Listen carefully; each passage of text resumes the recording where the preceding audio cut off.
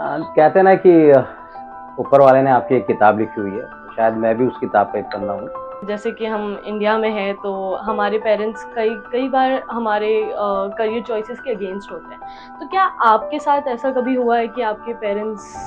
अगर पूछा जाए तो कौन से ऐसे माँ-बाप है जो कहेंगे कि बेटा तू सिर्फ न नाटक नौटंकी करता रहे, एक्टिंग करता रहे।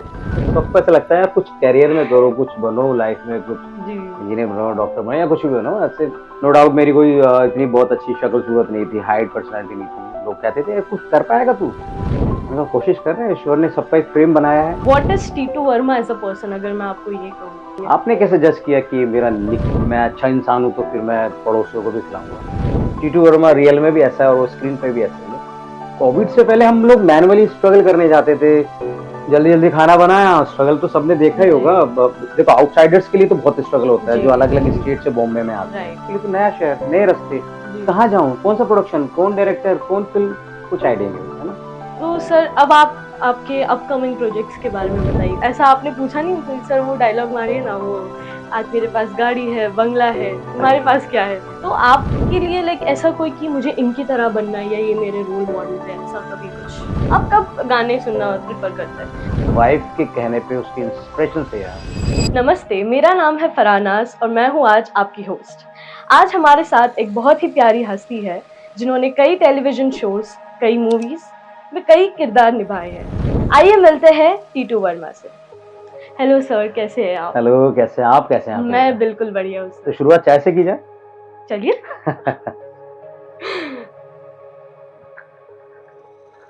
पूछिए। तो सर आप बताइए कि आपकी लाइफ जर्नी के बारे में। आपने इतने सारे बड़े बड़े सेलिब्रिटीज के साथ काम किया है। आप कुछ भी बन सकते थे लाइफ में, engineer, civil engineer, doctor. Why did you choose to become an actor and what was your journey. कहते हैं ना कि ऊपर वाले ने आपकी एक किताब लिखी हुई है, तो शायद मैं भी उस किताब का एक पन्ना हूँ। मैंने कभी नहीं सोचा था कि मैं एक्टिंग लाइन में आऊँगा। ये बाय डिफ़ॉल्ट हो जाता है, शायद समय आपसे करा लेता है। जी। एक्चुअली मुझे याद है जब मैं 5th क्लास में था, बहुत छोटी-सी स्कूल में पढ़ते थे जयपुर शहर में। तो वहाँ एक 26 जनवरी के टाइम पे बच्चों से प्ले वगैरह कराते, तो एक छोटा-सा कैरेक्टर मुझसे एक अंधे नगरी चौपड़ राजा करके एक प्ले था, तो उसमें जी। एक राजा के जो पंखा जलता है, वो एक याद है मेरे को हल्का-सा। वो बचपन की बात थी, उसके बाद मैं भूल गया एक्टिंग थिएटर क्या होता है, कुछ नहीं पता था। जब मैं 11th क्लास मैंने जब पास आउट की, तब मेरे एक फ्रेंड था जो कि कहता था यार मैं प्ले-व्ले करने जाता हूँ, तो प्ले मैं समझता नहीं था प्ले क्या होता है, बोला थिएटर एक्टिंग वगैरह। तब मुझे पता चला कि इसकी भी कोई चीज़ होती है, तो जयपुर में एक रवींद्र मंच है, जगह है, वहाँ पे मैं गया गर्मी की समर वेकेशंस में। तो मेरे गुरु हैं साबिर खान, उनकी वर्कशॉप चल रही थी, तो मैंने बस वो जॉइन कर ली। तब से वो रंग यात्रा जो थिएटर की या एक्टिंग की जो कहते हैं कि जो एक ट्रैवल था वो स्टार्ट जी। हो गया। ये मेरी शुरुआत हुई। मैं एमेच्योर थिएटर स्टार्टिंग किया मैंने, ओके। 11th क्लास से शुरू हो गया था, तो बस ये इस तरह से मेरे को इस लाइन में आने का एक मौका बोल दीजिए या शुरुआत बोल दीजिए, ऐसे ये हुआ स्टार्ट। ओके। तो लाइक ऐसे जैसे कि हम इंडिया में हैं तो हमारे पेरेंट्स कई कई बार हमारे करियर चॉइसेस के अगेंस्ट होते हैं। तो क्या आपके साथ ऐसा कभी हुआ है कि आपके पेरेंट्स कहीं लाइक जगह पे खुश या सहमत नहीं थे इस डिसीजन से। अगर पूछा जाए तो कौन से ऐसे माँ-बाप है जो कहेंगे कि बेटा तू सिर्फ न नाटक नौटंकी करता रहे, एक्टिंग करता रहे। सबको ऐसा लगता है यार कुछ करियर में करो, कुछ बनो लाइफ में, कुछ जी। इंजीनियर बनो, डॉक्टर बनो या कुछ भी बनो। ऐसे मेरी बात करें तो मम्मी-डैडी ने कभी थिएटर करने से रोका नहीं और कभी मना नहीं किया और कभी बोला भी नहीं कि तू इसी में अपना फ्यूचर देख, करियर देख। पापा हमेशा कहते थे कि यार पढ़ाई तू अच्छी कर लेता है, गवर्नमेंट की कुछ तैयारी कर ले। मैंने कहा पापा मुझसे नहीं होगा, मुझसे किसी की नौकरी हो नहीं पाएगी। ये 12th में मेरे को पता चल गया था कि मुझसे नौकरी नहीं हो पाएगी जी। और ये सोच भी लिया था कि इसी को करियर बनाना है थिएटर को। फिर मैंने पढ़ाई भी इसमें कर ली, मैंने एमए कर लिया राजस्थान यूनिवर्सिटी से, एमए इन ड्रामेटिक्स पास आउट हो गया। फिर इसी में मैंने बहुत कुछ काम किया और इसी को पूरा जीवन अपना समर्पित कर दिया। तो घर वालों को पता था ये मानेगा तो नहीं जी। और उन्होंने कभी ऑब्जेक्शन किया भी नहीं। तो जब आपने आपका पहला शो किया, ऑन अ स्केल ऑफ 10 आप कितने नर्वस थे, या आपको ऐसा था कि मतलब कभी आपके मन में ऐसा आया कि नहीं अब नहीं करना मुझे, maybe I just want to go back, no, मुझे कभी नहीं। एक्टिंग में अब नहीं रहना है। क्योंकि कई कई एक्टर्स बीच में ही अपनी जर्नी रोक देते हैं and they just quit it. तो आपके साथ कभी ऐसा हुआ नहीं, था? ऐसा होना ही नहीं चाहिए। जब आप किसी सफ़र पे चल रहे हो तो मंज़िल तक तो पहुँचो।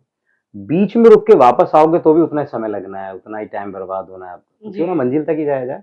और हौसले तो परस्त उनके होते हैं जिनमें हौसला होता ही नहीं है। जी, या तो चीज़ों की शुरुआत करे नहीं और करे तो फिर डरे नहीं। जी, तो आप मेरा मानना है कि जब कुछ करते हो तो अब फिर करियर ओरिएंटेड चीज़ आपकी लाइफ़ से जुड़ी हुई चीज़ है तो आपको पूरा करना चाहिए। तो स्टार्टिंग से मेरे साथ यही था कि मुझे तो इसी में करियर बनाना है, चाहे कितनी भी हर्डल्स आए।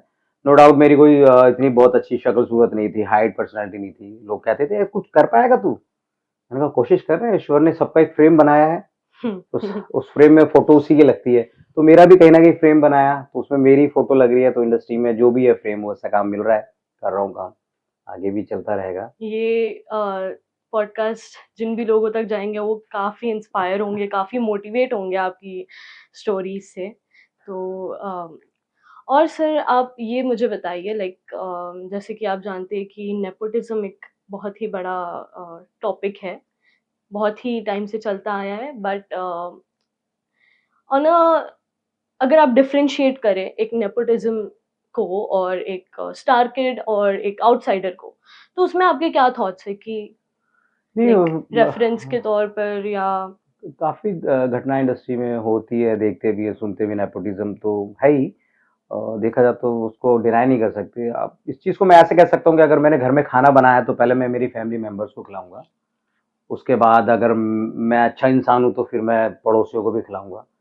गड़बड़ वहाँ होता है, खराब वहाँ होता है जब आप सिर्फ़ अपने ही बच्चों को स्टार किड जी, बनाना चाहते हैं, स्टार जी, बनाना चाहते हैं और किसी टैलेंट को अगर आप दबा के तो अपने गलत है। लोगों को आगे बढ़ाते हैं, जी, वो गलत है। जी, अपने लोगों को बढ़ाना गलत बात नहीं है, पर किसी का हक मार के आगे बिल्कुल। बढ़ना वो गलत है। तो कहीं न कहीं इंडस्ट्री में ये है ही बड़े लेवल पे नेपोटिज़्म के कई एक्टर शिकार हुए हैं, आप भी जानते हैं, बहुत सारे केसेज़ हुए हैं। लेकिन मेरे साथ तो कभी ऐसा हुआ नहीं क्योंकि मेरा फ्रेम कुछ अलग है, जी, मेरे साथ नेपोटिज़्म जी, वाली कोई घटना हुई नहीं। जी, सुनता हूँ, देखता हूँ, काफ़ी जगह ऐसी होती है, पर ऐसा नहीं होना चाहिए। हमारी इंडस्ट्री बहुत खूबसूरत है, बहुत जी, अच्छी है और ये टैलेंटेड ओरिएंटेड है ना, टैलेंट ओरिएंटेड है। अगर जी, आप में टैलेंट है तो ही जनता आपको प्यार करेगी। आप कितना ही पुश कर लो, अभी हाल ही में कितनी फ़िल्में आई हैं जो फ्लॉप हुई हैं, आपको भी जी, पता है। जी, एक फ़िल्म आई थी लव यापा, जी, उसमें भी कोई स्टार किड था।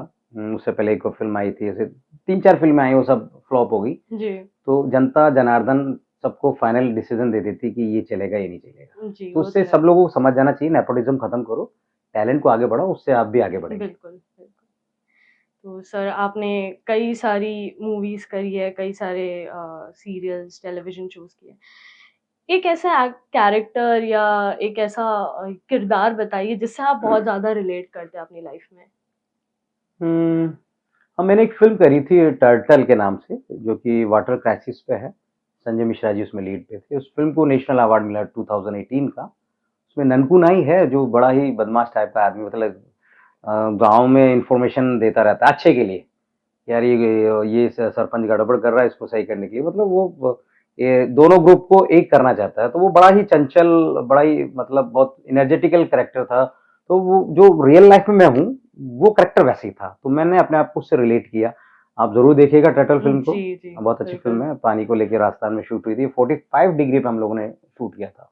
45 डिग्रीज़ हाँ। और ये कहाँ था लोकेशन? राजस्थान में जयपुर के पास एक जगह है चौमू, वहाँ अंदर जाके और 3-4 जगह और हुई है। 45 डिग्रीज़ में हाँ, आपने गर्मी में शूट किया, real wow that's location, real माहौल अमेज़िंग। और वो था किया, संजय सर ने भी किया, हमने भी किया, सब लोगों ने किया मिलके और ये मेहनत करी तो रिज़ल्ट भी आया, नेशनल अवार्ड भी मिला हमारी फ़िल्म को।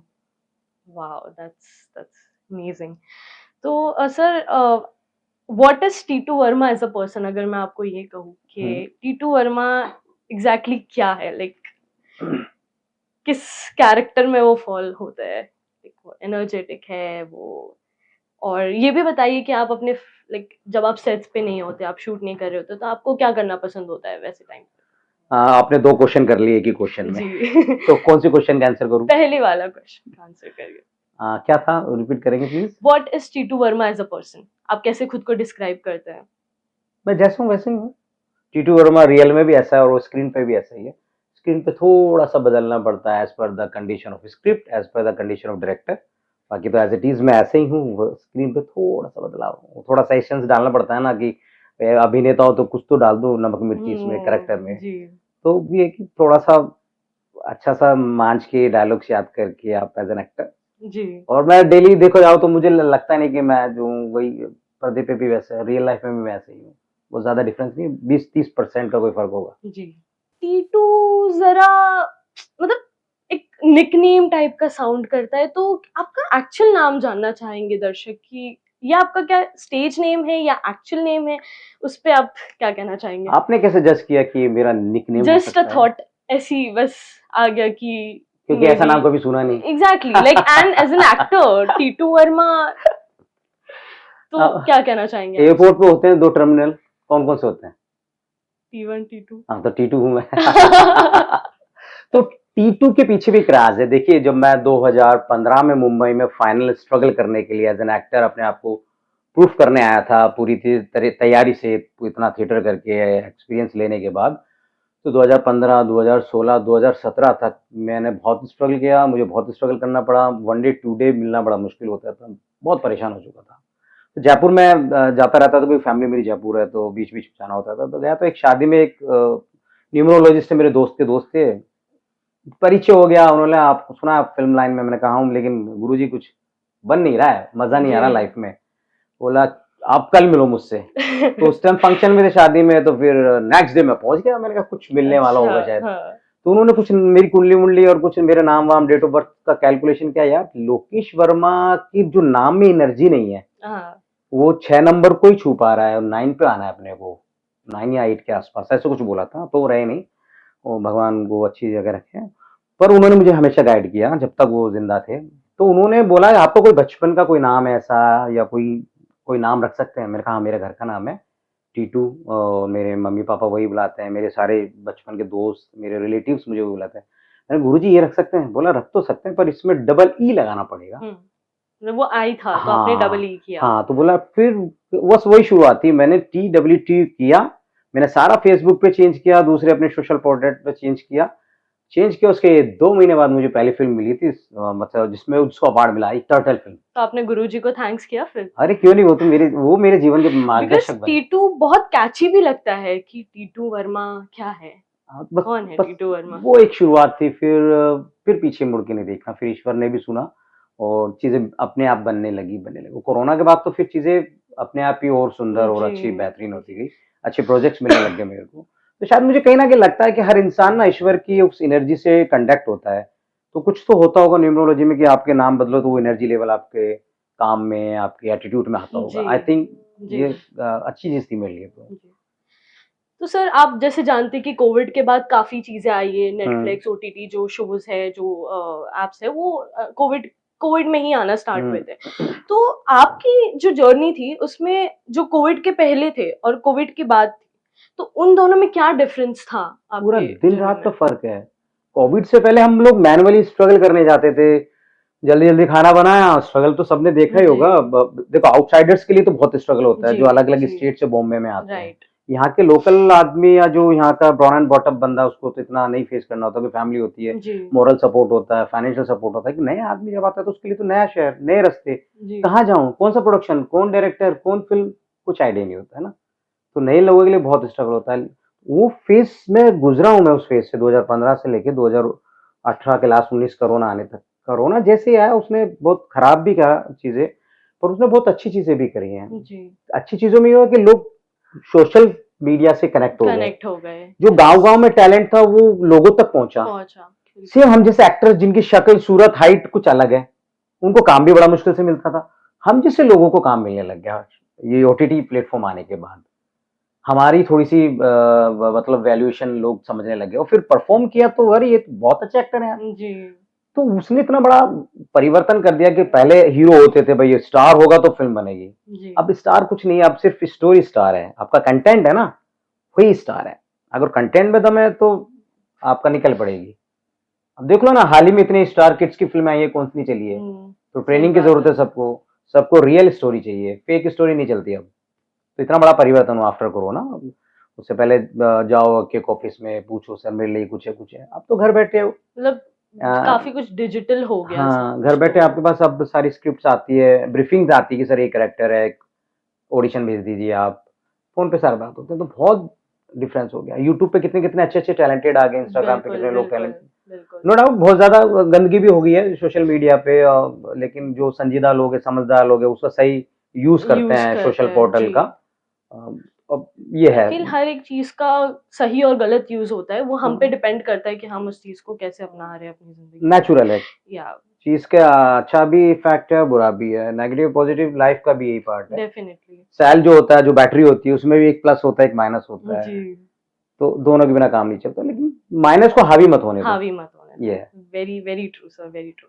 तो सर आप बताइए, आपने इतने सारे बड़े-बड़े सेलिब्रिटीज़ के साथ काम किया है, अमिताभ जी, फिर गंगूबाई काठियावाड़ी जो आलिया भट्ट की मूवी थी, काफ़ी संजय लीला भंसाली के साथ आपने काम किया। आपका क्या एक्सपीरियंस रहा है वो जो लीडिंग एक्टर्स होते हैं उनके साथ? कहीं-कहीं हमें कैसा लगता है, जैसे हम जो दर्शक हैं, जो देखते हैं ये सारी मूवीज़, हमें लगता है कि बहुत एरोगेंस होगा, बहुत एक एटीट्यूड फैक्टर होगा उनमें। तो आप तो उनके साथ रहे, आपने उनके साथ काम किया, तो आपका क्या नज़रिया है उस चीज़ को लेके? नहीं, देखिए, ये तो आपकी परवरिश पे डिपेंड करता है कि आप एरोगेंस रहेंगे, आप इगोइस्टिक रहेंगे, नहीं रहेंगे। मैंने अच्छे-अच्छे एक्टर्स के साथ काम किया, उसमें कुछ लोग नाम तो नहीं ले सकते कि उनमें थोड़ा-सा ईगो था जी, ही नहीं था। तो जो जैसा होता है ना, वो वैसा ही होता है पूरी लाइफ। बिल्कुल। उसको you can't change the person. जैसे मैं गुड बाय फ़िल्म कर रहा था, Amit ji down to earth है बहुत, जी, बहुत अपने एक्टर्स के साथ बहुत कोऑपरेट करते हैं। रश्मिका मंदाना मैम कहीं लगती नहीं कि इतनी बड़ी स्टार है। वो नॉर्मली बैठ के बात करती है, "टीटू कैसे हैं? क्या चल रहा है और क्या कर रहे हैं?" सीन के लिए डिस्कशन करते थे हम लोग, बातचीत करते थे, तो कभी फ़ील ही नहीं हुआ कि मैं किसी बड़े स्टार के साथ काम कर रहा हूँ। तो वो वैल्यू अपने साथ अपने को आर्टिस्ट को बराबर वैल्यू दोगे तो ही सीन निकल के आएगा। बिल्कुल, तो बड़े बिल्कुल। एक्टर की ये होना भी चाहिए कि अगर अपना अच्छा सिनेमा बनना है, अच्छा सीन बनाना है, तो सबको एक लेवल पे लेके चलना बिल्कुल, पड़ेगा। बिल्कुल कुछ सर। एक्टर ऐसे भी हैं लाइफ में जो अपने आप को बहुत बड़ा ईगो-वीगो, पर समझते उन लोगों को हैं, हम या क्यों तवज्जो दें? सही बात हम अपनी इज़्ज़त खुद करें, हमें है। क्या ज़रूरत है उन लोगों की? बिल्कुल सर, बिल्कुल। तो सर अब आप आपके अपकमिंग प्रोजेक्ट्स के बारे में बताइए। कोई ऐसा हिंट देना चाहेंगे या कोई ऐसे सेलिब्रिटी जिनके साथ आपकी अपकमिंग मूवीज़ आ रही है? हाँ, हाल ही में मैंने एक फ़िल्म कंप्लीट की है, कपिल शर्मा सर के साथ। जी, किस-किस को प्यार करूँ पार्ट 2 सीज़न जी, 2 बोल सकते हैं उसको। जी। और एक और अगले महीने फ्लोर पे जाने वाली फ़िल्म है, मर्दानी, उसमें मैं कर रहा हूँ। दिल्ली में भी शूट होना है, बॉम्बे में भी होना है। बस अभी हाल-फिलहाल तो ये 2 प्रोजेक्ट, एक किया है, एक होने वाला है। बाकी कोशिश जारी है, कंटिन्यूअसली मैं बहुत हार्ड वर्क करता रहता हूँ, लोगों के टच में रहता हूँ और कोशिश करता हूँ कि अच्छे से अच्छा प्रूव कर पाऊँ अपने आप को बीइंग एक्टर। जी। और बाकी फिर देने वाले तो ऊपर वाला है, वो देता है सबको। नहीं, नहीं सर, आप बहुत अच्छा कर रहे हैं and I wish you all the best for your future achievements. So sir मेरा और एक सवाल था आपसे, आपका जॉनरा क्या है? आप किस किरदार में एकदम मतलब मिल जाते हो उससे कि यही है, मतलब आप बहुत एन्जॉय करते हो उस किरदार को प्ले करने में। तो ऐसा लाइक अगर फॉर एग्ज़ाम्पल आपको कोई ऐसा रोल मिला है जो आप नहीं हो वैसे, लाइक आप फिट नहीं कर पा रहे हो खुद को उसमें, तो उसमें आप कैसे खुद को शेप करते हो उस पर्टिकुलर रोल में? नहीं, देखो, एक एक्टर का खुद का अपना-अपना एक सिस्टम होता है। मैंने थिएटर किया तो मैं कोशिश करता हूँ कि मैं कॉमेडी भी अच्छी कर पाऊँ और नेगेटिव भी मैं अच्छा कर पाऊँ। क्योंकि थिएटर आर्टिस्ट को चीज़ों का डेप्थ नॉलेज तो हो ही जाती है इतने साल जी। जब थिएटर करता है तो। अगर मैं कहूँ कि मैं किस चीज़ में कंफर्टेबल रहता हूँ, तो मेरे को तो मज़ा आता है कॉमेडी में, ओके। और फिर मुझे आपसे और उससे ज़्यादा मज़ा आता है मेरे को नेगेटिव में। ओके। हाँ, दोनों शेड में खेलना बहुत अच्छा लगता है। कॉमेडी मेरी प्रायोरिटी है, उससे ऊपर नेगेटिव मेरा वो है। हुँ, कई बार जैसे वो जो अगर हम माइथोलॉजिकल स्क्रिप्ट की बात करें ना, वो थोड़ा-सा मुझे अजीब, वो नहीं बैठता मेरे दिमाग में कि यार ये राजा-महाराजा वाला स्टाइल, वो थोड़ा-सा कहीं न कहीं प्रॉब्लम तो आप करती वो है। वैसे रोल्स अवॉइड करते हैं करना या नहीं, आपको नहीं, ऐसा क्यों? कर दें ना, कि ना, ना, मैं करूँगा? अवॉइड नहीं आई करते विल ना आई वो। Will do it. I will do opportunity 100। मिली है तो करना ही हाँ, है। और मैं डायरेक्टर को बोल देता हूँ कि sir, you are the captain of the ship, आप जैसा करवाएँगे मैं वैसा करूँगा। मैं वाओ! अगर अपना कुछ एसेंस डालूँगा तो आप बताना कि इतना डालो कि मत डालो। राइट। तो मैं एक्टर हूँ डायरेक्टर का। डायरेक्टर मुझसे काम अच्छे से निकलवा लेते हैं। उन्हें मैं बात कर लेता हूँ, सर ये करूँ, ऐसे करूँ? तो बस। बाकी अगर वो फ्री छोड़ दें, आपको जो मर्ज़ी है वो कीजिए, फिर चीज़ें और भी अलग हो जाती हैं। तो जब आप मतलब आपका ये बोलने का मतलब है कि अगर डायरेक्टर बोल दे कि आपको जैसा जो हाँ, करना है आप करो, करे, बट आप मज़ा अपने आए। कैरेक्टर में रह के हाँ, करिए। कैरेक्टर में रहके। तो आप एकदम फ्रीली हो फ्रीली, जाते हैं पूरा कि फ्रीली, और डायरेक्टर बोलते हैं कि नहीं मुझे थोड़ा-सा ऐसा-ऐसा तो चाहिए। थोड़ा तो फिर आपको ठीक है, वो उनके हिसाब से हाँ, चलते हैं, तो शेप अच्छा लगता करना है वो भी, पड़ता हाँ, है। वो शेप देना पड़ता है वो। राइट, तो राइट। डायरेक्टर का भी अपना एक विज़न है ना, वो एक बिल्कुल। शूट कर रहा है तो उसके दिमाग में एक चल रहा होता है कि यार ये फ्रेम या ये सीन मेरे को ऐसे करना है, बिल्कुल, मुझे इसमें एक्स्ट्रा कुछ नहीं चाहिए, तो डायरेक्टर जो कह रहा है वो करो, सुनना पड़ता क्योंकि है, आप डायरेक्टर बन जाओगे तो फिर मजा नहीं आएगा ना, मज़ा नहीं चीजें खराब हो आएगा। जाएंगी ना। तो जैसे कि आपने बहुत ही बड़े महानायक हमारे अमिताभ बच्चन जी, काफ़ी साल से वो इंडस्ट्री में हैं। बताओ। उन्होंने आपने उनके साथ एड्स किए हैं, हम्म, एक 2-3 एड्स किए आपने उनके साथ, एक मूवी की है उन्होंने उनके साथ आपने रिसेंटली गुड बाय। तो लाइक उन्होंने कभी आपसे ऐसा मतलब ऐसा आपने पूछा नहीं उनसे, सर वो डायलॉग मारिए ना, वो आज मेरे पास गाड़ी है, बंगला है, तुम्हारे अरे पास क्या है? मेरे हाथ में चोर किसने दिया था? अरे नहीं, ऐसा कुछ आपने पूछा उनसे? देखिए नाज, वो जब मैं पैदा नहीं होता तब से इंडस्ट्री में है, जी, मैं पैदा हूँ जब भी इंडस्ट्री में है, जी, और मैंने उनके साथ काम किया तभी वो इंडस्ट्री में है, बिल्कुल, तो बहुत लंबा चलने वाले हैं वो। जी। तो आपने मतलब ऐसा आप जोक वगैरह नहीं नहीं नहीं, वो क्रिएट देखो करते बहुत हैं? सेट पे बहुत संजीदगी तरीके से रहते हैं, बहुत अच्छा मतलब उस माहौल में, और इतने बड़े नायक है मेरे पिता समान है, तो उनसे तो क्या मजाक किया क्या। बिल्कुल, बिल्कुल। सिर्फ मैं कुछ काम की चीजें पूछ सकता हूँ जी। कि सर जो ये स्टाइल है आपकी, तो उन्होंने ये बोला बेटा मेहनत से है सब स्टाइल है, शुरू की फिल्में देखो और अब की फिल्में दिन रात अभी करते रहे। तक वो एग्जिस्ट कर तो रहे हैं उन्होंने क्या किया, इंडस्ट्री उन्होंने में। वो कहते हैं ना कि प्रकृति में वो पेड़ बचते हैं जो अपने आप को प्रकृति के अनुरूप बना लेते हैं, तो अमित जी ने क्या समय के साथ परिवर्तित रहे, वो चेंज करते रहे, बाय द टाइम उन्होंने टोटली चेंज किया। कई एक्टर से जो घर में बैठ गए उन्होंने चेंज नहीं किया, वो अपने एटीट्यूड में रहे कि नहीं एक्टिंग स्टाइल तो ऐसी रहेगी, उन्होंने अपनी अपनी एक्टिंग स्टाइल भी चेंज करी, तरीका भी चेंज किया, बहुत सारी चीजें चेंज करी, तो इतना लंबा चल रहा है, अब हमें भी कुछ चेंज करने की जरूरत है। बिल्कुल, मतलब वो सरवाइव करने के लिए हाँ, आपको खुद को शेप करना करना पड़ेगा ही पड़ेगा। According to generation. अब आप देख लो ना, आपके हाथ में गैजेट्स है, गैजेट्स की दुनिया में आप कैसे एग्जिस्ट करोगे, बिल्कुल, तो उस वो ट्रेनिंग आपको लेनी पड़ेगी, वैसी एक्टिंग करनी पड़ेगी, उस जॉनर में जाना ही पड़ेगा आपको, बिल्कुल, बिल्कुल। तब आप सक्सेस हो पाओगे, नहीं तो फिर आप भी आउट ऑफ डेटेड, वो पुरानी मारुति कारें बैठी हुई हैं कहीं गैरेज में, अपन भी पुराने कबाड़ की तरह कहीं बैठे होंगे, ऐसा तो नहीं होगा ना। खुद को एक्सेल करना पड़ता है, यस, इनहेंस करना पड़ेगा अलग वे एनहांस में। करना पड़ेगा, बिल्कुल। तो जब आपको ऐसा ऑफर हुआ था इनके साथ ऑफर, ये एड अच्छा ऐड, अमिताभ जी मैं के देखो और साथ काय का ऑफर हो गया भाई, ऐसे यार इंडस्ट्री में बहुत ऑफर हो जाते हैं। होगा हाँ सर। हाँ, वो बहुत अलग वाले ऑफर होते हैं। नहीं मतलब मेरा ये कहने का मतलब था कि उनके साथ आपको कई सारे एड्स ऑफर किए गए, मूवी गुड बाय जो थी, तो आपका क्या रिएक्शन था, लाइक जैसे आपने सुना कि अमिताभ जी के साथ ये आपको ऐड करना अरे है, मूवी करना है, डिड यू डांस लाइक ऐसे? अरे भगवान मिल गया यार। मतलब अगर आपको मैं बोलूं नाज, हाँ, अमित जी के साथ कल तुम्हारा शूट है, बिल्कुल मैं तो तो आप क्या पागल करोगे? हो जाऊंगी, पागल हो जाओगी? बिल्कुल। ट्रीटमेंट मैं कराना तो पड़ेगा फिर। खाना वाना कुछ खाऊंगी ही नहीं, मतलब मैं खुशी के मारे नहीं नहीं, बस खाना वाना तो मैंने खाया मैं भाई, वो हो जाऊंगी। अच्छा आपने खाना खाया? नहीं तो फिर एक्टिंग कैसे होती। हाँ, वो भी है, ताकत भी चाहिए ना। तो वो that was very good experience for me, जब मैं उनके साथ वो कर रहा था एड, बीकाजी दिलकुश पापड़ का, डायरेक्टर थे आर बाल्की सर, जिन्होंने पाप फिल्म और बहुत सारी फिल्में करी हैं, तो वो मेरे लिए एक मतलब एक तिलिस्म तिलिस्म था, मतलब मैं कौन सी जादुई नगरी में आ गया, अमित जी बैठे हैं सेट पे, डायरेक्टर साहब है, और मेरे मतलब ये सिर्फ पहली टीवी बार पे यार, देखा है और एक अभी आदमी को जो आपने सिर्फ टीवी में देखो, रियलिटी में आप देखो, और रियलिटी वो में इतनी महान हस्ती को आप देख लो, तो मैं पूरा अम्यूज हो गया बिल्कुल, मतलब सन सन सन दिमाग में न्यूट्रल है, क्या हो रहा है। फिर हिम्मत आई, थोड़ा सा डायरेक्टर ने रिहर्सल कराई, टेक हुआ, अच्छा एड शूट हुआ। आप नर्वस थे लाइक पहले नहीं जब नर्वस आपने तो मैं कभी भी नहीं ऐड हुआ किया? लाइफ में, नर्वस तो मैं जब होता हूँ जो अपने लोग कुछ गलत बात कह देते हैं तब थोड़ा सा लगता है कि यार वो तो है, कुछ इट गलत हो हर्ट्स गया द यार, मोस्ट। बस उसके अलावा मैं किसी दुनिया की ना तो किसी चीज से नर्वस होता ना किसी से डरता, मैं अपनी मेहनत पे आया आदमी, बिल्कुल, तो क्यों बिल्कुल डरना, सर। और नर्वस क्यों होने का, जिंदगी इतनी सी है, कल का कोई गारंटी नहीं है, तो जियो ना। ये मतलब मैं तो आज बहुत इंस्पायर हो रही हूँ आपसे, मतलब इंस्पायर ही जो हुई भी ना। गलत गलत थॉट्स आते हैं उससे आप जो भी आप अभी मुझे कर रहे हो इंस्पायर, वो ओवरटेक कर देंगे नेगेटिव थॉट्स को, सो आई एम वेरी हाँ thankful for that. Also sir आप बचपन से मूवीज तो देखा ही होगा आपने, बचपन में मूवीज हाँ, मैंने बचपन देखा, में बहुत फिल्में तो देखी हैं। आपके ऐसे लाइक एक फेवरेट एक्टर, जैसे मेरे पापा मेरे जो है वो राजेश खन्ना को बहुत ज्यादा मानते हैं, बहुत ज्यादा, उनकी मूवीज वो अभी तक देखते हैं, हमें भी दिखाते हैं। तो आपके लिए लाइक ऐसा कोई कि मुझे इनकी तरह बनना है या ये मेरे रोल मॉडल है, ऐसा कभी कुछ?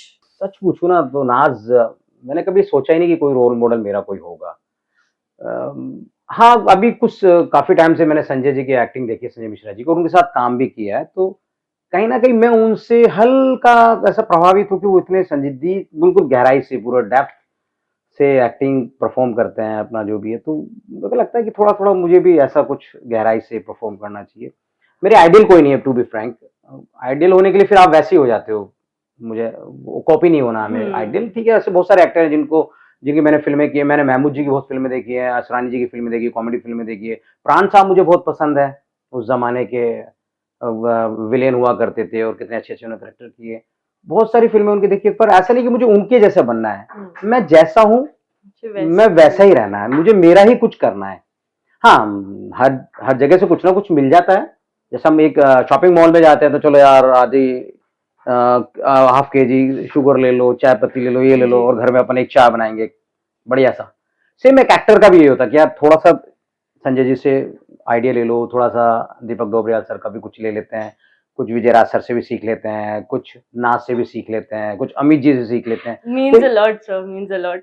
तो ये सब थोड़ा थोड़ा करके ना आप में एक वेरिएशंस आ जाते हैं। अब पर्टिकुलर आप सोचो कि ना मेरे को तो बाला साहब ठाकरे जैसा ही ऑब्जर्वेशन चाहिए मेरे को, तो फिर वो आपके लिए ठीक नहीं है। फिर आप और क्या डालोगे अंदर, और जब क्या एक को ही आपने पूरा डाल दिया, फिर आपके लिए तो जगह ही सबसे नहीं। कुछ थोड़ा हाँ, थोड़ा थोड़ा करके आप अपने इनकलकेट बर्तन को करना हमेशा खाली चाहिए। रखो, कि एक्टर को ना अपना बर्तन, एक्टर क्या एक पॉट की तरह है, जी उसमें रेत डालो तो रेत दिखे, पानी डालो तो पानी दिखे, और कुछ कलर डालो तो ऐसा रहना चाहिए। जी ये मैं ये मानता हूँ, बायस नहीं होना चाहिए। हाँ, आपकी एक्टिंग में चार चांद लगाने के लिए बहुत सारे एक्टर्स हो सकते हैं, आप उनको देख के प्रभावित हो सकते हो, जी पर आइडियल लेके चलना, मैं नहीं मानता आइडियल वाइडियल कोई चीज। नेक्स्ट। जी, मैं आ रही हूँ इस मैं क्वेश्चन पूछूं, पे। अब मैं पूछूं। पूछिए ना सर। नाज, आपने ये जो आप इतनी देर से मेरे साथ जो बकवास कर रही है, मतलब जो क्वेश्चन आंसर कर रही है, जी जी ये जी। ये कहाँ से शुरुआत करी आपने? कहाँ से शुरुआत करी सर? ये एक्चुअली मेरा दूसरा पॉडकास्ट है आपके साथ। अच्छा, तुम मुझे बिल्कुल नहीं हो? जी, मैं बिल्कुल नहीं हूँ। मेरा दूसरा पॉडकास्ट है और आई एम अ न्यूबी। आपका आइडियल कौन है? मैं मेरा कोई नहीं है सर। मैं बस आ गया मैं सर मेरे अभी पॉइंट अभी पे। यहाँ से ही इनकलकेट हुआ है। तो नहीं सर, मतलब मैं मेरा भी यही है कि मैं सबसे कुछ ना कुछ अपने यही होना अंदर चाहिए। इनकलकेट करती हूँ। क्योंकि वही है कि एक ही हमारा एक आइडल बन जाएगा तो हम उसी को कॉपी करेंगे, उसी की तरह बनेंगे ना। आई एम नॉट समवन की मुझे किसी को कॉपी करना पसंद है। क्योंकि उसकी जब झलक आने लगती है ना तो लोग जज कर लेते हैं, यार ये वैसा वैसा फिर करता मैं मेरी इंडिविजुअलिटी क्या रहेगी, मैं एज अ पर्सन क्या रहूंगी फिर। सो दैट्स वन थिंग जो मैं। है। आगे हाँ, कुछ है या? आप गाने सुनते हैं सर? लाइक अरे आजकल यार, के नए जमाने के गाने। मैं हर जमाने के गाने सुनता हूँ। अभी का कोई गाना बता दीजिए जो आपने सुना हो या आप बहुत एंजॉय करते हैं। यार अभी तो गाने तो अजीबोगरीब ही होते हैं, वो पर तो है सर। वो सुनते तो याद नहीं रहते। पुराने गाने तो याद भी हैं, दो चार लाइनें याद रहती हैं। अभी तो अरिजीत कोई सिंह ऐसा ठीक है। फेवरेट सिंगर आपके ये जमाने के जो आप उनके गाने ज्यादा सुनने प्रेफर करते हैं जब आप सैड होते हैं? आप कब गाने सुनना प्रेफर करते हैं, जब आप सैड हो या जब आप बहुत ही एक्साइटेड हो कि वाओ? सैड होने पे तो गाना सुनना ही चाहिए। नहीं सुनना वो है आत्महत्या ना करने सर, पहुंच ये भी जाएगा, मैं भी यही सोचती वो हूँ। सुसाइड करने पहुंच जाएगा। सैड गाने सुन लिया सैड भाव में तो। मुझे नहीं समझ में आता कि लोग सैड होने पे सैड सॉन्ग्स क्यों सुनते हैं। मैं तो ऐसे मतलब वो पार्टी एक्चुअली सॉन्ग सुनती अंदर की हूँ, जो नाचती हूँ। फीलिंग्स है ना, उसको बाहर निकालने का एक तरीका हो सकता है, वही मुझे ऐसा लगता है। तो गाने, अगर आप एक्टर हैं, मैं कहता हूँ एक्टर भी नहीं, आप नॉर्मल आदमी भी है, तो भी आपको म्यूजिक से प्यार होना चाहिए। बिल्कुल। म्यूजिक ब्रह्मांड की ध्वनि है, पूरी यूनिवर्स की ध्वनि है, आर्ट। तो उसके तो अटैच रहना ही चाहिए ना। आप भी तो उसका पार्ट है, आप भी तो सोल ही हैं। आप तो बिल्कुल बॉडी तो आपकी चली जाएगी एक दिन, बिल्कुल सोल चली जाएगी तो सोल उसी से कनेक्ट होती है। बिल्कुल। तो आपको म्यूजिक तो सभी को सुनना चाहिए, किसी भी जात धर्म संप्रदाय, किसी भी मजहब या किसी भी एरिया का आदमी, उसको म्यूजिक, भले वो अपने लोकल म्यूजिक सुने, फोक म्यूजिक सुने, भजन सुने, जो भी सुने, पर रहना सबको सुनना चाहिए। और कहीं ना कहीं हर कोई म्यूजिक से अटैच है, म्यूजिक तो चाहे वो थेरेपी है, कोई भी, या exactly, it's a therapy, like वो कोई भी फॉर्म में हो, भजन हो, कुछ भी। फोक सॉन्ग हो, कुछ भी हो, पॉप हम्म, हो। कब वाली हो, आई कुछ मीन भी हो। कब, हाँ, हाँ, मैं टू बी ऑनेस्ट, मैं जेंजी होके भी जेंजी नहीं हूँ, ये मेरा पर्सनल ओपिनियन है। क्योंकि मैं भी रफी साहब, नुसरत फतेह अली खान, ये सबको मैं सुनते आई हूँ। तो अभी के गाने मुझे भी समझते नहीं है ज्यादातर, तो I am more into old Bollywood and retros. पुराने जितने भी सिंगर्स थे या जो राइटर वो थे, मीनिंग होता लिखते थे, था वो मीनिंग उनके होता था उसका। लिरिक्स हाँ, में। लिरिक्स में उनके उनके अर्थ मीनिंग गुलजार सब होता था। साहब। अब कहाँ वो चीज़ है, अब तो बस तू चल मैं आया, मैं चल तू आ रही है क्या, चल नहीं आ रही है कोई बात नहीं, टाटा, दूसरी आ रही है। वो लफड़े हैं, वेरी तो ट्रू, क्या मतलब वेरी है ट्रू। ऐसे चीजों से। लेकिन आज भी कई कई बार अच्छे गाने आ जाते हैं, ये ऐसी बात नहीं थोड़े थोड़े, है। पहले से तो रेशियो कम है अभी के जमानों में। हाँ, पर ठीक है। कभी कभी आ जाते हैं जो दिल को छूते हैं, कुछ चीजें तो हम्म। होता है। तो सर अभी तो हमने बहुत बातें कर ली बॉलीवुड से रिलेटेड, आपसे पर्सनली रिलेटेड, ये सब तो बातें ठीक है। आपकी फैमिली के बारे में कुछ बताइए। आपकी वाइफ, उनके बारे में कुछ बताइए। आपकी marriage how did it take place? Arrange marriage थी, लव मैरिज थी? भाई हमारी तो सिंपल सी अरेंज लव मैरिज है। अरेंज लव वो मतलब वो कैसे है? भाई पहले तो घर वालों ने देख ली, ओके। हमने और भी देख ली, बातचीत भी हो अच्छा, गई। लव अरेंज नहीं, अरेंज लव। अरेंज लव है। 6 महीने तक जवाब ही नहीं दिया उन्होंने है कि करनी है कि नहीं करनी है। फिर फोन पे बात होती तो थोड़ा थोड़ा सा लव सा होने लग गया। अच्छा। अरेंज शादी फिर फाइनली हो गई, तो फाइनल तो इसको मैं थोड़ा अलग तरीके से बोलता हूँ, अरेंज लव है वो। Arrange love, interesting, very interesting. और सच और बताऊं तो मैं जब 2015 में बॉम्बे आया हूं तो मेरी वाइफ के कहने पे, उसके इंस्पिरेशन से आया हूं मैं। उसने बोला आपका लाइक जो वो काम है आपके वो आप साथ। मत छोड़िए, आप हम्म, जाइए। जब मेरे को एक बेबी हो, मेरी बेटी पहली 2013 में हो गई थी, 1.5 2 साल की मैं उसको छोड़ के बॉम्बे आया था। जी।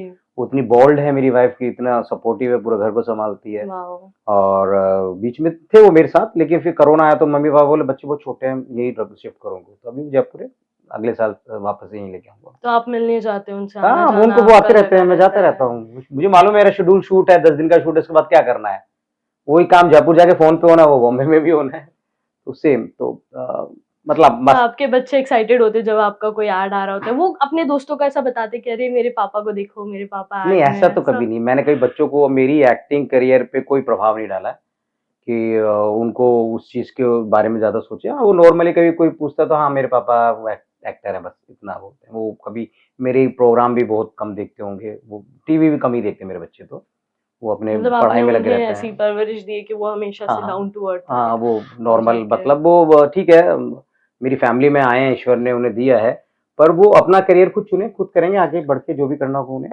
एक होता है लाइक बच्चे बेनिफिट लेते हो, my father is a superstar, oh my father is an actor, but मेरी ऐसा। फैमिली में ऐसा बिल्कुल माहौल नहीं, सब होता है ये अपना काम कर रहा है इतने सालों से, तो ठीक है, बच्चे भी दैट्स हाँ वेरी बस। Cute sir, that's very cute. तो सर, मतलब हाल ही में पता चला है कि आप कोई समाज सेवा के साथ भी जुड़े हैं, किसी एनजीओ के साथ, तो उस पे आपका क्या कहना है? भाई जब हम थिएटर के दिनों में हम थिएटर करते थे तो हमें प्रोग्राम करने के लिए या प्ले करने के लिए दूसरे लोगों के ग्रुप या संस्था लेनी पड़ती, रजिस्ट्रेशन की वो बुकिंग करने के लिए, तो फिर दूसरों पे कई बार होता था, उनके रूल्स एंड रेगुलेशंस आगे आ जाते थे, तो काम में फ्रीडम नहीं हो पाती थी, तो हमने अपना एक ग्रुप रजिस्टर करा लिया था, इसका नाम हमने रखा गूंज। वाओ। तो गूंज पे हम लोग प्ले भी करते थे, थिएटर भी करते थे, और सरकार की, गवर्नमेंट की जितनी पॉलिसीज होती थी उस पॉलिसीज पे स्ट्रीट प्ले, नुक्कड़ नाटक लिख के जी। हम लोग स्लम एरिया में, विलेजेस में, गांव देहात में शो करते थे। तो मैंने अपनी लाइफ में तकरीबन 3.5 3 लाख के आसपास स्ट्रीट प्ले किए हैं 13 सालों में, साढ़े 14 साल। तीन लाख हाँ, माय गॉड, दैट्स, मैं तो प्रोजेक्ट पूरा सोच डिस्ट्रिक्ट, पूरा राजस्थान कवर करना होता था, अलग अलग डिस्ट्रिक्ट, और एक डिस्ट्रिक्ट में कितने गांव होते हैं, एक ब्लॉक में तकरीबन 50 60 गांव साढ़े होते हैं। तीन लाख ये 14 साल की बात वेरी है, 14 ईयर में। Shocking, but that's why you are here, हाँ, और जस्ट कोई भी ऐसा इतने सब्जेक्ट साल हम लोगों ने के। नहीं छोड़ा जिसपे हमने कोई भी स्ट्रीट प्ले नहीं लिखे हों या करे नहीं हो। तो जो आपका जो गूंज ये है ऑर्गेनाइजेशन, ऑर्गेनाइजेशन है, तो वो स्टार्ट किसने किया, उसकी जो स्थापना है मैं वो? और मेरे फ्रेंड, अब वो रहे नहीं, 2005 में उनकी डेथ हो गई थी ब्रेन स्ट्रोक से, सुनील सैन उनका नाम था। उनके जाने के बाद फिर मैंने भी थोड़ा सा काम कम कर दिया, फिर वापस थोड़ा शुरू किया, फिर बॉम्बे 2009 में पहली बार आया, फिर बॉम्बे समझ नहीं आया, वापस चला गया, फिर शादी हो गई, फिर वाइफ के कहने पे 2015 में फाइनली बॉम्बे आया। अभी गूंज कुछ काम नहीं कर रही है, अ, काफ़ी लोगों को मैंने बोला भी अगर करना चाहे तो वो अभी माहौल पूरा चेंज हो गया, सब लोग थिएटर वीटर भी कर रहे हैं, लेकिन वो अपने अपने तरीके से कर रहे हैं, तो अभी गूंज को ऐसा कोई वर्किंग में नहीं है। उसको अगले साल मैं उसको वापस वर्किंग मोड में लेके आऊंगा, थोड़ी कुछ टेक्निकल चीज़ें वो वापस मुझे दुरुस्त करनी होगी, क्योंकि एक पैरेलल दोनों काम नहीं हो सकते, मैं अपनी एक्टिंग भी करूँ और ऑर्गेनाइजेशन को भी देखूँ, दोनों की फिर एक एक पैर जी, और दो नाव, बड़ा प्रॉब्लम हो जाता है। दोनों जगह लेकिन टाइम मेरा प्लान है डिस्ट्रीब्यूट नहीं नेक्स्ट होता। ईयर लास्ट 2026 के एंड में मैं, कुछ लोगों ने बोला भी है, वापस रिस्टार्ट करेंगे, थिएटर भी करेंगे, कुछ यंगस्टर्स को आगे बढ़ाएंगे, उनको लेके चलेंगे कि गूंज के बैनर पे आप प्ले करो, स्ट्रीट प्ले करो, जो भी करना करेंगे। सो आई फील ये बहुत ही अच्छा इनिशिएटिव आपने भाई लिया है, बहुत ही अ, कम टाइम में, बहुत ही इतने अर्ली स्टेज में आपने इतना बड़ा ऑर्गेनाइजेशन अपना खुद का स्टार्ट किया है। That's very inspiring sir, and I wish you all the best कि आप उस पे वर्क करें एंड उसे और बड़ा बनाएं। नेचुरल है भाई, अब आपको कोई बैठने की जगह नहीं दे रहा तो क्या करोगे आप?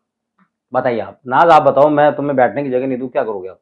खुद से ढूंढना खुद की कुर्सी बना लूंगा ना या मैं, चल तेरी जगह नहीं चाहिए मुझे, मैं अपनी जगह बना लूंगा, ये नहीं होना चाहिए। भई अब यही होना चाहिए, मेरे को तो लगता है ऐसे करना चाहिए, अपना अधिकार आप खुद ले लीजिए, आप खुद बना लीजिए, क्रिएट कर लीजिए। जी। लोग डर जाते हैं कि यार मेरे से तो होगा ही नहीं। अरे कैसे नहीं होगा यार, तेरे में सब कुछ है। वो डर जाता है इंसान हाँ। कि यार अगर एक रिस्क फैक्टर है जो इंसान के अंदर है कि मुझे डर लगता है कभी-कभी। तो मैं ऐसे ही रिसर्च कर रही थी लाइक आपके बारे में और जानने के लिए और बहुत रिस्क। मुझे मुझे आपके कुछ बाबा बागेश्वर के साथ कुछ ऐसी न्यूज़ मिली। तो आपकी कैसे उनसे मुलाकात हुई? कहाँ आप मिले? क्या आपका रिएक्शन था उनसे मिलने के बाद? क्योंकि आजकल बॉलीवुड में कई स्टार्स भी उनसे जुड़े, कई स्टार्स मिलना चाहते हैं उनसे, तो कैसे आप मिले?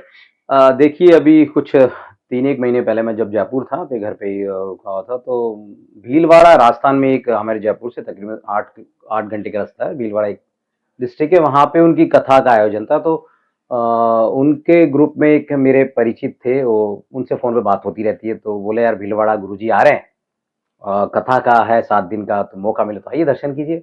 मैं शुरू से लालच था कि यार जब दुनिया मतलब दीवानी है बाबा बागेश्वर धाम के धीरेन्द्र शास्त्री जी की, मैंने कहा चलो दर्शन करेंगे, उनमें एनर्जी बहुत है, तो कुछ एनर्जी वहाँ से भी उठा लाएँगे हम भी अपने लिए। जी। तो हम बाय रोड गए, तो तब मुझे मौका मिला गुरुजी से मिलने का, और रियली जब उनसे मिला तो मैं तो प्रणाम करता हूँ उनको, भई कुछ तो शक्ति उनमें है।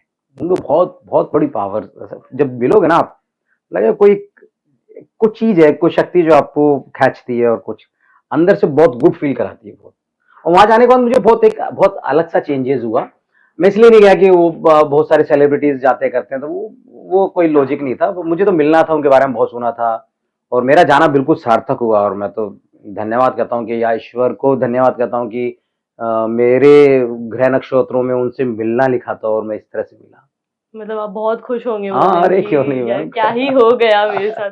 एक्टर बनना था, एक्टर बन गया, बाबा बागेश्वर से मिल आपको मिलना था, ऐसी चाह थी आप में कि एक दिन नहीं, मुझे ऐसी इच्छा थी कि मिलूँ भई, वो क्योंकि उनकी जो बातें, जो वो जो एनर्जी, जो उनका चेहरे पे जो तेज है ना, उसको वो अट्रैक्ट करता है मेरे को। वो कोई भी हो, कोई भी व्यक्ति के चेहरे पे तेज होगा तो वो मुझे अट्रैक्ट करता है कि इस बंदे बिल्कुल, से मिलूँ यार, इसमें बिल्कुल। कुछ तो है। एक स्ट्रॉन्ग हाँ, पर्सनैलिटी वो है। कुछ अलग पर्सनैलिटी है, वहाँ से क्या पता मैं भी कुछ ले लूँ, मेरा भी जीवन का उद्धार हो जाए, या बिल्कुल, मेरी भी लाइफ में और अच्छाइयाँ हो जाए, बुराइयों से दूर और हो जाऊँ, क्योंकि कहीं न कहीं कमी सब में है। सब में है। निपुण कोई नहीं है, नो मेरे से भी कई वरीज़। गलतियाँ होती हुँ, होंगी, हुँ। शायद मुझसे भी कई मिस्टेक्स लोगों के प्रति हो गई होंगी, या कुछ स्वार्थ आ गया होगा, तो वो ना हो ज़िंदगी में। तो ऐसे बीच-बीच में लोगों से मिलते रहने से ना आप में नेगेटिविटी नहीं रहती, आप अच्छे ट्रैक पे रहते हो हमेशा। तो धन्यवाद बागेश्वर बालाजी महाराज का कि उन्होंने मुझे बुलाया, और गुरुदेव धीरेन्द्र शास्त्री जी का कि उनके दर्शन मुझे मिले। बहुत अच्छा लगा सुन के सर। तो अभी हम ऑलमोस्ट हमारे पॉडकास्ट के एंड में हैं। मतलब लास्ट खत्म कर मेरा रहे हो? जी, चैप्टर क्लोज़? जी, अरे वाह! अभी आप खाना खा सकते हैं।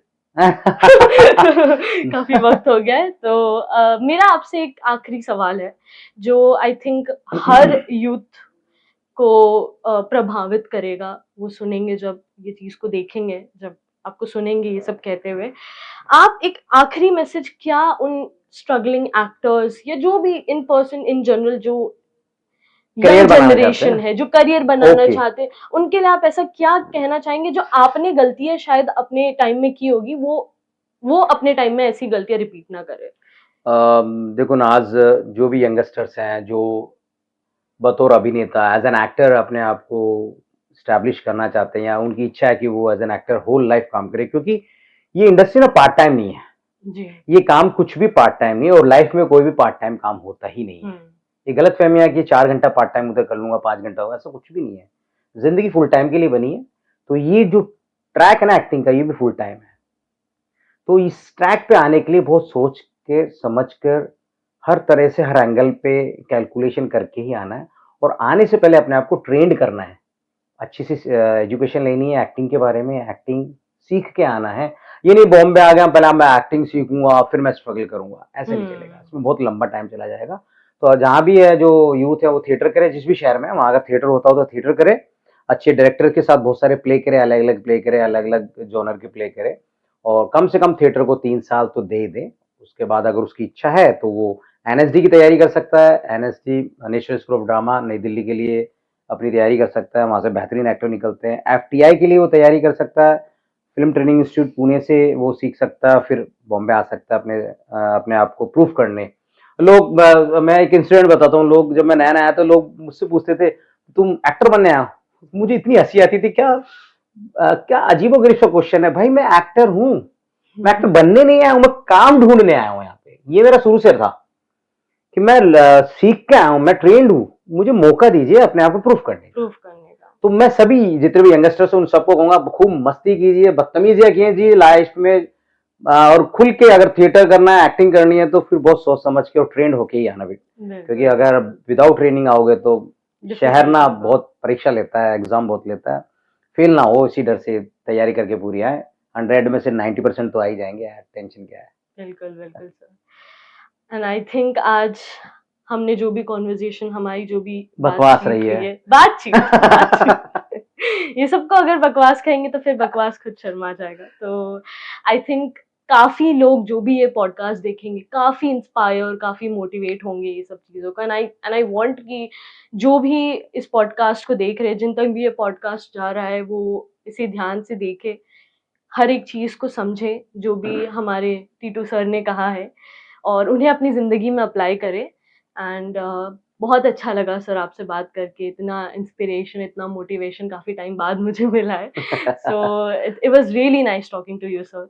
Thank you so much sir, आप हमारे शो पर आए, आपने इतने इंस्पायरिंग, इतने मोटिवेटिंग वर्ड्स कहे। मैं खुद अपनी लाइफ में ये सारी चीज़ें अप्लाई करूँगी। एंड आज मैं बहुत ज़्यादा इंस्पायर्ड हुई हूँ, और ये कई सालों तक I think till the time I die ये सारी चीज़ें मैं अपने साथ लेके जाऊँगी। सच में? यस, ऐसे ही मैं बड़ों की बातों को नज़रअंदाज नहीं करती हूँ। सो धन्यवाद, thank you so much sir, आप आए हमारे शो पर, and it was really nice talking to you sir. Thanks और धन्यवाद। रियली तो ग्रेटफुल। मुझे बोलना चाहिए ना आज कि आपने बुलाया, आपके जो Pleasure, sir, पॉडकास्ट की pleasure. जो एजेंसी, आपकी गुरु एंटरटेनमेंट ने मुझे बुलाया, इस काबिल समझा कि अपने स्टूडियो में बुलाया और मेरा पॉडकास्ट इंटरव्यू किया। थैंक यू सो मच, आपको बहुत बहुत धन्यवाद। Pleasure sir, pleasure, thank you.